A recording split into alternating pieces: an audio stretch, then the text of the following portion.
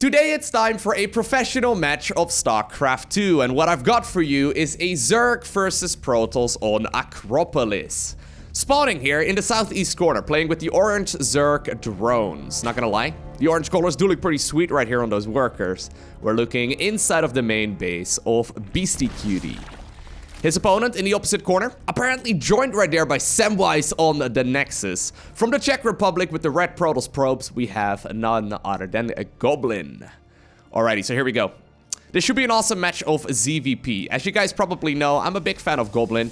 He likes to play his own playstyles, and he's been steadily climbing through the ranks. I believe right now he's like 17 or 16 years old, and he's been improving very, very solidly. So I'm excited to see where he is going to take this game in the next couple of years, because for all we know, he might very well be our next foreign Protoss hero, right? I mean, obviously it's a little bit difficult to predict that kind of thing, but he certainly has already been showing some very, very solid results.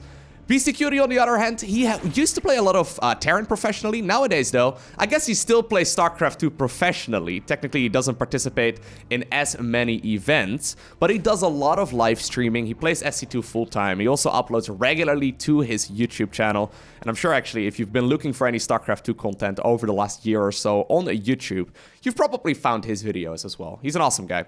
Very, very passionate about the game. And actually, as of right now, I just quickly looked it up on the Grandmaster League ladder. He is the current rank 1 random player in the world. Now, obviously, that sort of claim always has to be taken with a bit of a grain of salt.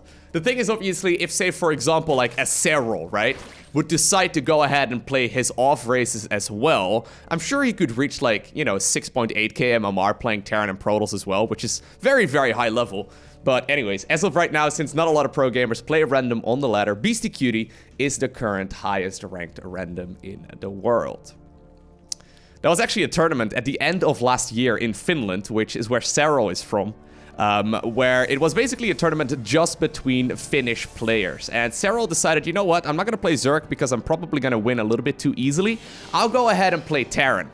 And there's the running joke right now, because Serral ended up winning that event playing as Terran, that he's not only the best Zerg from Finland, but he's also the best Terran from Finland. It's kind of funny. A lot of these top-level players are very, very good at playing their off races as well. Usually they will play them as warm-up or maybe just for fun, you know, in their free time. I know. Playing a StarCraft 2 game professionally and then still playing more SC2 in your free time, playing your off races, it's not too uncommon. So, you know, making a claim best random player in the world is always a little bit tricky because a lot of pro gamers just simply don't ladder with it. But it doesn't mean they wouldn't be better necessarily MMR-wise. Anyways, a lot more Zerglings right here coming up for BeastyQT. We saw Goblin going for the Stalker first rather than the Adept, which means he's not going to be able to really get that much scouting information. With that probe gone, he won't know about all of these Zerglings currently moving across the center of the map until they're already at his front door. It is going to be a quick prism right here from Goblin, who decides to cancel it immediately and go for the Immortal. I actually think that might be a little bit better, although he does need to be very, very cautious. Right now, the Overlord trying to check if there's any additional gases taken, trying to move into the main base as well. But here we go, the Zerglings are here. The Link Flood.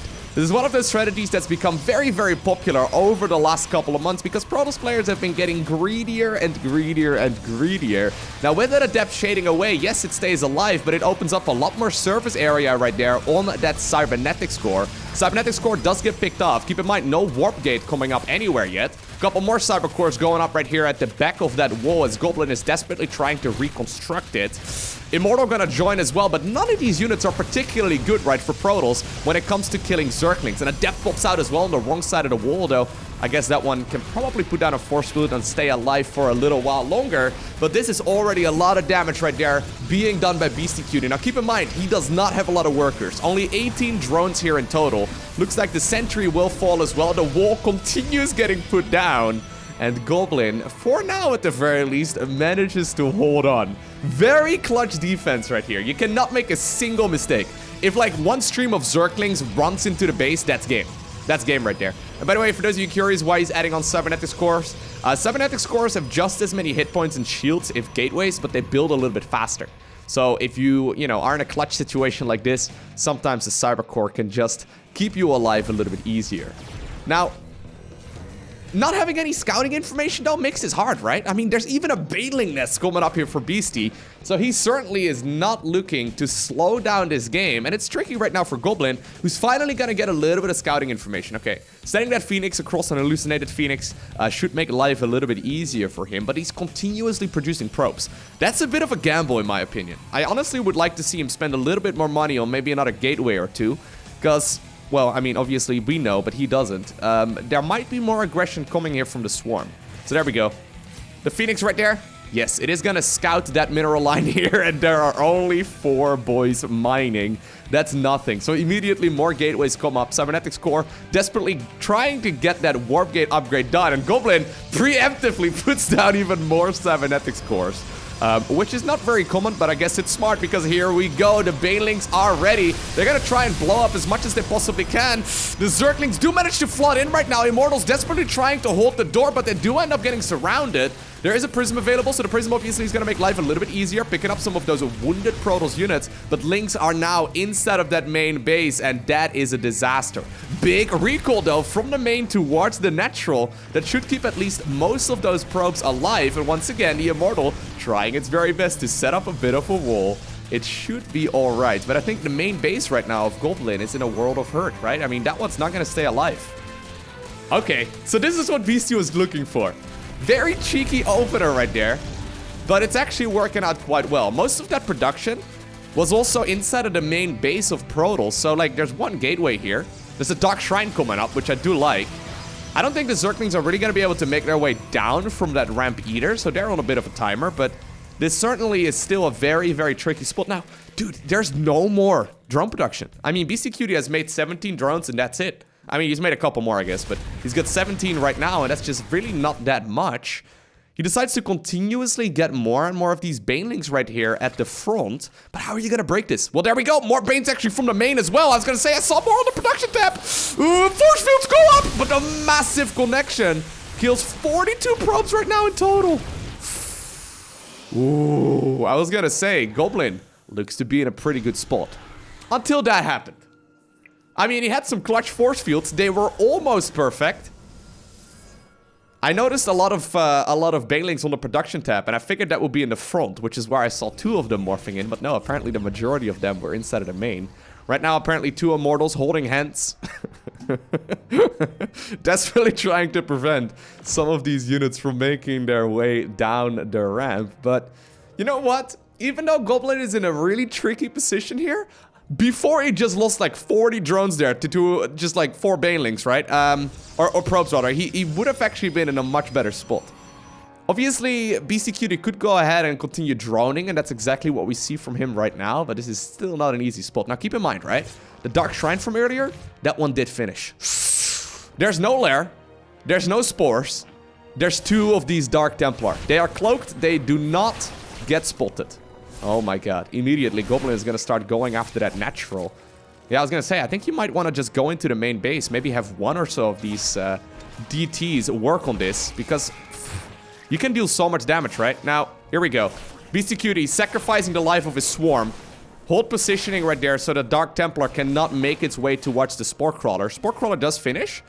But I think very soon we will see just 1 base remaining here for Beasty, who's likely gonna end up running out of money here very, very soon in just a couple minutes time. As the main runs low, the Prism comes up, picks up the weakened Dark Templar. They can actually morph into an Archon as well. And then all of a sudden we have that Immortal or that Archon juggling right here with the Prism. Okay, so this could actually still be a game here for Goblin, who's continuously producing as much as possible. The Immortals are still holding hands. They've got a lot of kills. 25 and 10 between the 2 of them. Very, very solid. And you know what? That clutch Dark Shrine there actually worked out really quite well so far by Goblin. Alright, so Lara's gonna finish up. He's finally making a couple of drones once again, but Zerglings just really are no good when it comes to fighting this. The Queen's obviously trying their best to zone against the Prism.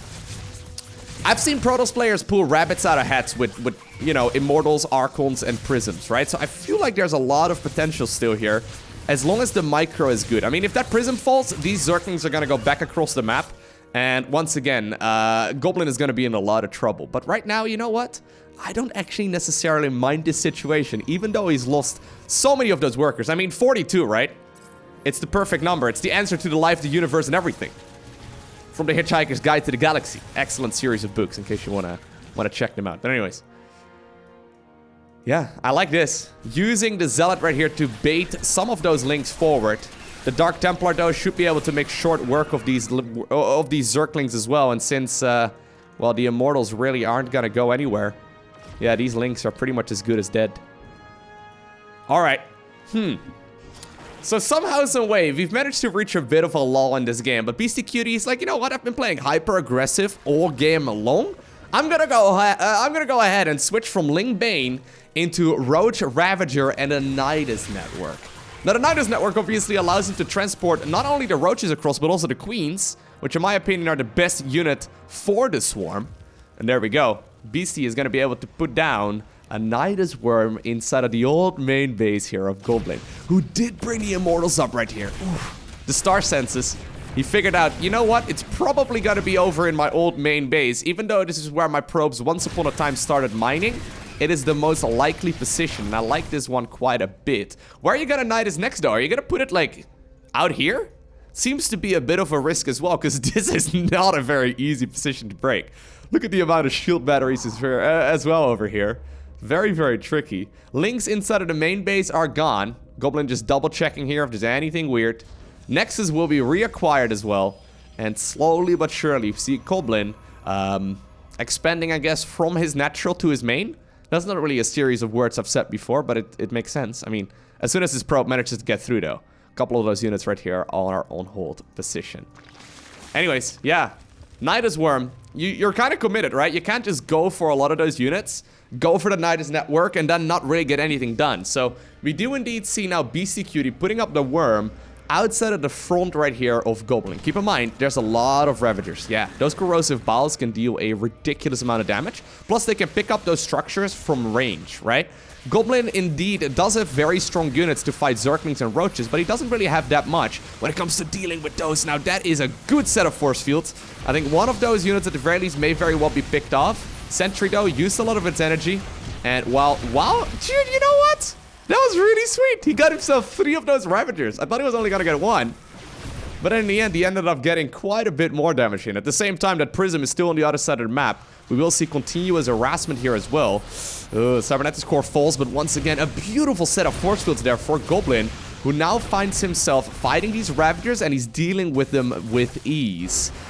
The Prism went into the natural. The Archons are zapping away at the workers mining there. With the main running low, BeastyQT decided to tap out as he had nothing to defend against those Archons.